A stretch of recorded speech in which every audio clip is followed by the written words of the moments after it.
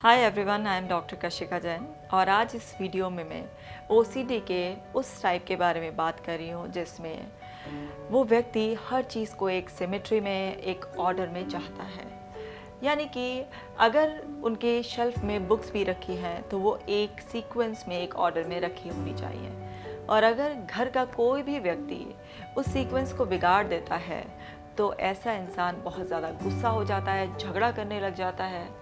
इसी तरीके से कुछ और भी लक्षण देखे गए हैं कि जिन लोगों को इस टाइप की ओसीडी होती है, अगर वो स्टेयर्स पर भी चढ़ेंगे तो वो कितनी सीढ़ियाँ हैं ये भी काउंट करेंगे। अगर हाथ धोएंगे तो वो फिर प्रॉपर एक स्टाइल से हाथ धोएंगे, जैसे किसी को कोहनी से नीचे अगर हाथ धोने की आदत है तो वो इसी तरीके से धोएंगे और काउंटिंग में धोएंगे कि जैसे 5 बार धोएंगे या 9 बार धोएंगे या 15 बार धोएंगे। उनके दिमाग में एक नंबर सेट होता है और एक ऑर्डर, एक सिमेट्री होती है जो सेट होती है, फिक्स पैटर्न चलता है और वो उसको चेंज बिल्कुल भी नहीं करना चाहते। अगर ऐसे व्यक्ति को आप ये समझाने की कोशिश करते हैं कि थोड़ा बहुत सीक्वेंस में अगर वेरिएशन हो गया, 1-2 काउंट इधर उधर हो गया तो इससे कोई फ़र्क नहीं होगा, तो ऐसे लोग आपको समझने की बजाय वो आपसे नाराज़ हो जाएंगे, झगड़ा करने लगेंगे और फिर इतना एंग्शियस हो जाएंगे कि उस काम को और ज़्यादा रिपीटेडली करेंगे। मुझे याद है मेरा एक केस, एक बहुत ही यंग लड़का था, केवल 16 साल का। उसको इस तरीके की ओसीडी थी। तो वो पढ़ता था तो पढ़ते वक्त वो अपनी बुक्स को एक ही सीक्वेंस में लगाता था और जब वो ब्रेकफास्ट टेबल पर भी होता था तो उसको हर चीज़ जो डाइनिंग टेबल पर है वो एक पर्टिकुलर ऑर्डर में चाहिए होती थी। उसको अगर ब्रश भी करना होता था तो पहले वो लेफ़्ट हैंड से 6 बार इस तरीके से अपने दांतों को रगड़ना, फिर उसके बाद राइट हैंड में लेकर 6 बार अपने दांतों को रगड़ना, फिर लेफ़्ट हैंड में लेकर 6 बार फिर से दांतों को साफ़ करना, इसी तरीके से राइट हैंड में, और ऐसे वो 5 सेट लगाता था। तो इस तरीके से ये एक सिमेट्री है, ये एक ऑर्डर है और इसी में ही ये काम करते हैं। अगर किसी भी वजह से कोई डिस्टर्बेंस हो गया, सपोज़ 4 बार करने पर किसी तरीके का डिस्टर्बेंस आ गया और 5वीं बार रह गया तो फिर से ये 0 से शुरू करेंगे और उस पैटर्न को पूरा करेंगे। तो इस तरीके की ओसीडी भी बहुत ज़्यादा टाइम वेस्ट करती है, कॉन्फिडेंस को आपके ख़त्म कर देती है, डे टू डे लाइफ को बहुत मुश्किल कर देती है और आपके आसपास के एनवायरनमेंट को बहुत ज़्यादा स्ट्रेसफुल बना देती है। बिकॉज़ आपके फैमिली मेम्बर्स इस बात पर ऑब्जेक्ट करते हैं क्योंकि आपका नॉर्मल से ज़्यादा बहुत ज़्यादा एक्स्ट्रा टाइम लग रहा होता है। और इतना ही नहीं है, ऐसे लोग अपने आसपास के लोगों से भी नाराज़ होकर उनको भी वैसा ही करने के लिए कहते हैं तो बाकी सारे लोग भी अनकंफर्टेबल होते हैं, घर का माहौल डिस्टर्ब हो जाता है। फिर धीरे धीरे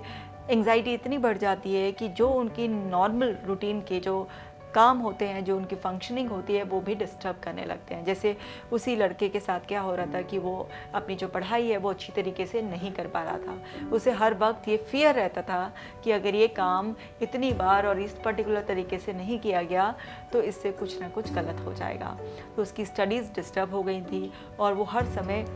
डरा डरा सा, पैनिक सा रहता था। तो इसमें भी बाकी टाइप की ओसीडी, जैसे कि चाहे वो क्लीनिंग हो या चेकिंग वाली हो, उसमें भी बिल्कुल सेम वैसा ही होता है कि एक इंसान के दिमाग में थॉट आई, उस थॉट से एसोसिएटेड कोई वरी, कोई फियर था जिसने आपको अनकंफर्टेबल कर दिया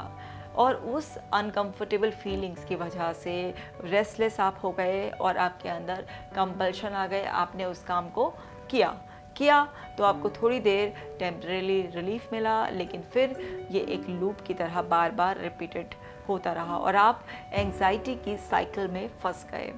कई लोगों को थोड़ी सी अवेयरनेस होती है तो वो अपने कंपल्शंस को कंट्रोल करने की कोशिश करते हैं, लेकिन वो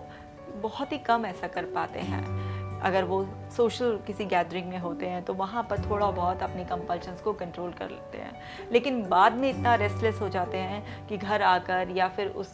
सिचुएशन से डिटैच होकर वो उसी काम को बहुत ज़्यादा करने लग जाते हैं। तो ये बहुत ही ज़्यादा पेनफुल एक हमारे आसपास एनवायरनमेंट बना देता है। कोई भी तरीके की ओसीडी आपके लिए कभी जानलेवा नहीं होती, लेकिन ये आपकी लाइफ को इतना मुश्किल कर देती है कि आप जो भी और बाकी अच्छी तरीके से कर रहे होते हैं उस सब को डिस्टर्ब देखकर आप कई बार इतना डिप्रेस हो जाते हैं और एंजाइटी बढ़ जाती है कि कुछ लोग ये मान लेते हैं कि ओसीडी से कभी जो है ना बचा नहीं जा सकता या हम कभी ठीक नहीं हो सकते, जबकि ऐसा नहीं है। ओसीडी एंजाइटी की सीवियर फॉर्म है और चाहे किसी भी तरीके की ओसीडी हो, वो चाहे क्लीनिंग की हो, चेकिंग की हो, या सिमेट्री वाली हो, या होर्डिंग ओसीडी हो, या सेक्सुअल थॉट्स आपके मन में आ रही हो, कोई भी ओसीडी हो, सबका इलाज है। अगर आपकी माइल्ड और मॉडरेट लेवल पर है तो सिर्फ और सिर्फ काउंसलिंग, साइकोथेरेपी, हिप्नोथेरेपी से आप पूरी तरह से ठीक हो सकते हैं। और अगर सीवियर लेवल पर है तो इनिशियली कुछ दवाइयाँ देनी होती हैं जिससे कि आपको थोड़ा सा कंट्रोल्ड कंडीशन में रखा जाए, और फिर उसके बाद भी